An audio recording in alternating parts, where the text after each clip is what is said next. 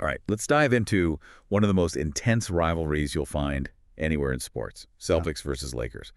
And we're focusing on those playoff battles from 2008 to 2010, a period that, well, it brought this whole historic matchup roaring back to life. It really did. You're here because you want, like, the inside scoop. Right. The key moments, those players who made it all happen, the turning points that people are still talking about today, years later. Yeah. We've got excerpts from this document. It's called the 2008-2010 NBA Playoffs and the Resurgence of the Celtics versus Lakers Rivalry. Okay. We're going to unpack it all. Get ready for some serious comebacks, records getting shattered, and a wheelchair exit that, well, let's just say it wasn't the end of the story. You know, when I think about this era, it's about so much more than just who won and who lost. It, like, reshaped how we see these players' legacies. It shifted the whole balance of power when it comes to championships, and it showed us these wildly contrasting styles of basketball. It's just endlessly fascinating stuff to analyze. It really is. Okay, so before we jump into all the 2008 fireworks, let's set the stage a little bit. Celtics, Lakers, I mean, this isn't just a rivalry. It's practically like a force of nature in basketball. Right. This thing goes way, way back. Dynasties were built on this. We're talking, for the Celtics, Russell, Cousy, Havlicek battling it out with the Lakers. You got Wilton West, of course. Yeah. And then, how can we forget, the 80s brought us Magic and Bird. Just duels for the ages. And what's crucial to remember here is that this goes beyond the court. This is Boston versus LA, a clash of cultures, grit versus glamour, you know. Oh, yeah. You could almost like feel that tension, that energy every time those teams stepped on the court together. Absolutely. And Yeah. by 2008, a full 21 years had passed since their last meeting in the finals. This wasn't just a game. This was a clash of legacies. It really was. And right into that charged atmosphere walks the Celtics' new big three, Pierce, Garnett, and Allen. Wow. They completely dominated the regular season, ended up with a 66-16 record. You'd think they'd just cruise through the playoffs, right? You would think so, right? Wrong. Their playoff run, anything but smooth. Yeah. Pushed to 7 games in the first 2 rounds. Can you imagine that pressure cooker they were in? I know. First, that nail-biter against the Hawks, then a slugfest with LeBron and the Cavs. And that Cavs series, I mean, it honestly felt like a championship series all on its own. And it's a perfect example, I think, of how talent alone doesn't win you championships. Right. They were still, like, figuring out how to play together under this incredible amount of pressure. The fact they even survived those early rounds, it's a testament to their mental toughness, you know? It's resilience, man. They had it in spades. And while the Celtics are grinding it out, the Lakers, well, they had a bit smoother of a path to the finals after they picked up Pau Gasol. Right. But still, they faced a 50-plus win team in almost every single playoff series from 2008 to 2010. Except for one. Wow. The competition in the West, it was no joke. It was not. Those Lakers teams, they weren't just facing good teams. They were constantly going up against the best of the best in the league. Yeah. Every single playoff series was a battle. Okay, 2008 finals, game 1. Celtics have that home court advantage. Things are looking good. The energy is electric in the Garden. And then, boom, Paul Pierce goes down, knee injury. They wheel him off the court. Oh, man. You could feel the air go out of the building. I know, that image it's seared into every NBA fan's memory. Totally. You just knew it had to be saved. Everyone thought it was over. And then, minutes later, Pierce is back on the court.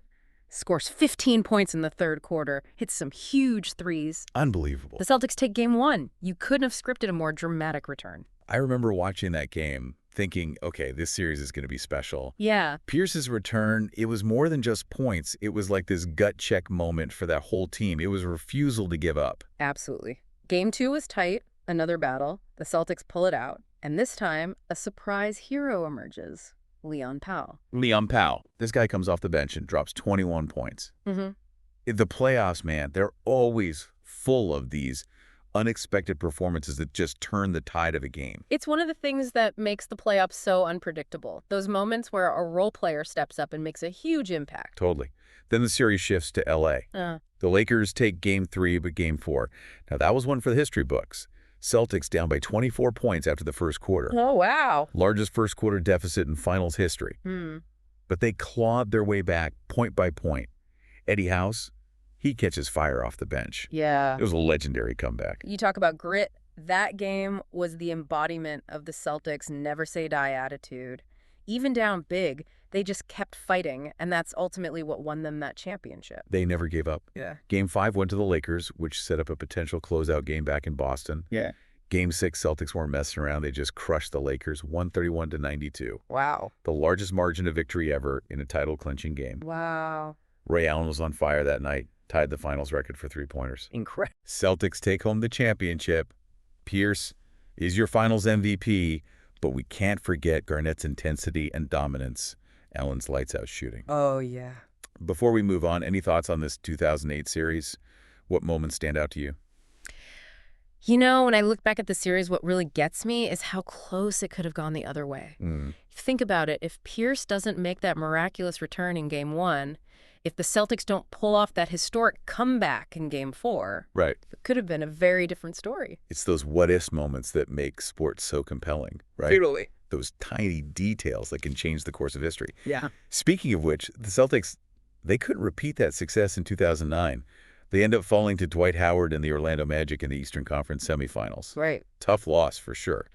But it left the door open for the Lakers to come back with a vengeance. Oh, yeah. And man, were they a team on a mission. Those Lakers finished the 2009 regular season with a 65-17 record. Just pure dominance.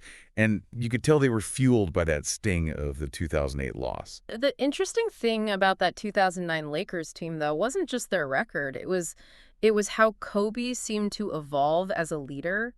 He wasn't just about scoring anymore. Like, he was facilitating, trusting his teammates, you know. Oh, yeah. And it really showed in their play. You're right. There was this different energy about them. They were still tough, but there was also a sense of composure, like a belief that they were destined to win it all. And their playoff run, I mean, they faced some serious challenges. Right? Oh, absolutely. That 7-game series against the Rockets, it was brutal, especially with Yao Ming going down with that injury. It was really devastating.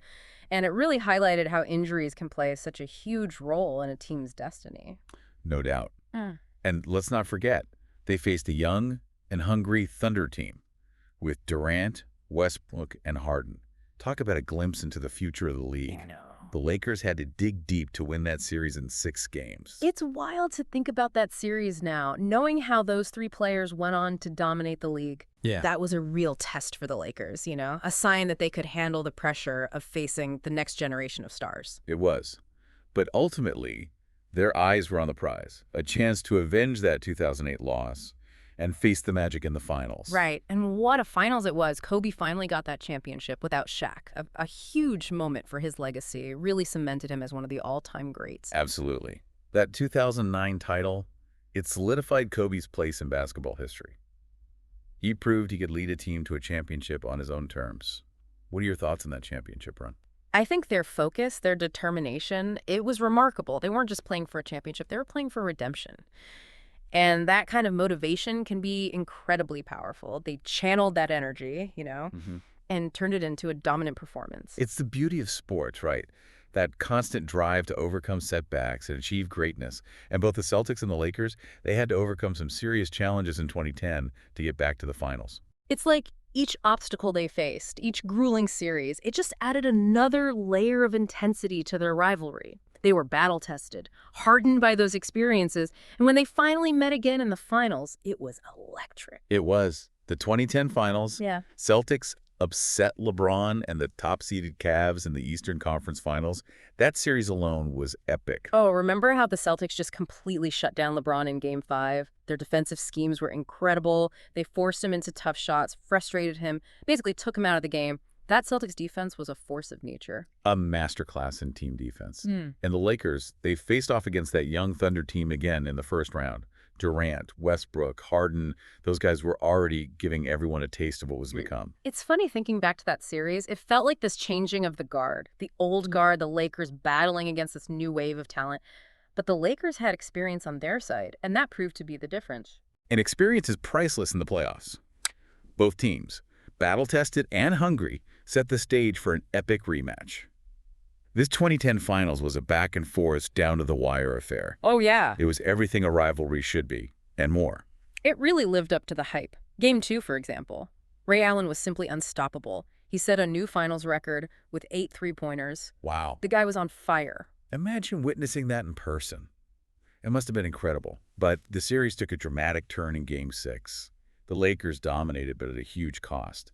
Kendrick Perkins, the Celtics defensive anchor, he went down with the knee injury in the first quarter. Oh, It no. was a devastating blow, and you could see the impact in Game 7. That injury really shifted the momentum of the series. The Celtics lost their defensive anchor, and it allowed the Lakers to exploit the paint more effectively. It was a nail-biter all the way to the end. Kobe struggled shooting, but he made key plays down the stretch, proving he could win in different ways. Oh. And then, of course, the unforgettable moment. Ron Artest, who had changed his name to Meta World Peace earlier that year, draining the title-clinching three-pointer. Oh, yeah. That image of him running down the court with his arms outstretched is etched in NBA history. Talk about an unlikely hero. But, you know, it's those moments that you just can't predict, those twists and turns that make rivalries like this so compelling. And when you add in the historical weight of the Celtics and Lakers, it just amplifies the drama. It really does. So the Lakers take home the championship, edging closer to the Celtics in total championships. But these 2008 to 2010 battles, they were about so much more than just the final score. You're absolutely right. They reinvigorated this rivalry for a new generation. These weren't just games, they were events, moments that transcended the sport itself. And they shaped legacies, too. Kobe solidified his place as one of the all-time greats. Those 2 rings without Shaq proved he could lead a team on his own. And the Celtics' Big Three, they cemented their own place in NBA history. They showed that 3 superstars could come together, sacrifice for the greater good, and build something truly special. Their Ubuntu philosophy, that spirit of togetherness, it was a major part of their success. And the Lakers, by inching closer in that championship count, well, that just added fuel to the fire of the rivalry. It's that constant pursuit of history, of trying to surpass their rivals, that drives both of these franchises. It's what makes their matchups so captivating. And these games, they're still talked about today. The intensity, the drama, the star power. This era set a standard for what a rivalry should be. It's more than just basketball. It's a story of competition, legacy, and the pursuit of excellence. And it's a story that continues to unfold even today. We've covered a lot of ground so far. What stands out to you about this era? What surprised you the most? What really sticks with me is that Kendrick Perkins' injury in Game 6 of the 2010 finals. He was such a vital part of that Celtics team. Knowing how crucial he was to their defense, how do you think that Game 7 might have played out if he had been healthy? It's a question that will be debated for years to come. Yeah. Yeah, it really makes you think, doesn't it?